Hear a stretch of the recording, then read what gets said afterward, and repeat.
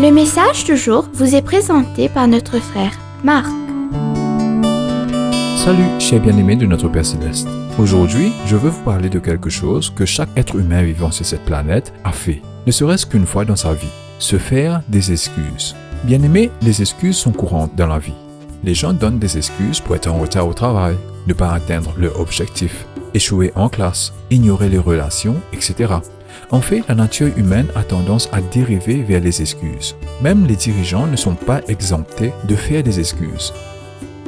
Ils trouvent des excuses pour des mauvaises décisions, des progrès lents, une direction pas claire et l'incapacité à tenir les membres de l'équipe responsable, entre autres.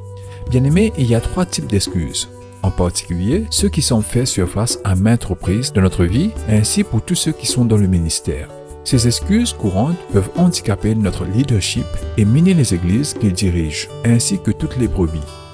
Numéro 1. Si nous avons. Bien-aimés, vous êtes-vous déjà dit, si j'avais, nous avions un plus gros budget. Nous serions, ... Ou peut-être avez-vous pensé, si j'avais, nous avions une installation comme celle-là, nous pourrions, ... Bien-aimés, de telles excuses proviennent généralement d'un manque de ressources. La conviction que plus d'argent et plus de choses résoudraient nos problèmes, même au milieu des familles, conduit à une fixation sur ce que nous n'avons pas plutôt qu'à une considération de ce que nous avons déjà.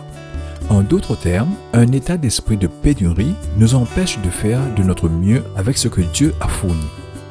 Bien-aimés, pour abattre les excuses, nous devons embrasser un état d'esprit d'intendance. Lorsque nous nous tenons devant Dieu, il ne comparera pas nos ressources avec celles de quelqu'un d'autre. Au lieu de cela, il demandera comment nous avons utilisé ce qu'il nous a confié. Ceux qui ont servi fidèlement entendront « Bravo, bon et fidèle serviteur, tu as été fidèle concernant ces choses. Je vais te mettre en charge des choses beaucoup plus importantes. Viens partager le bonheur de ton maître. » Selon Matthieu chapitre 25, verset 21. Alors bien-aimés, au lieu de faire des excuses, laissez votre limitation s'étirer dans les muscles de la foi et de l'innovation.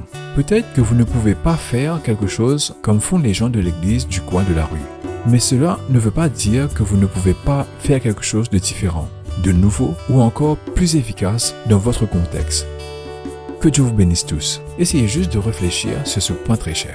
Tant de problèmes peuvent trouver leur solution si nous pensons de la sorte. Demain, nous continuerons avec plus d'excuses. Profitez de votre journée en lui. Au revoir. Si toi aussi tu crois que la parole de Dieu est une bénédiction, partage-la et sois une source de bénédiction pour les autres, toi aussi.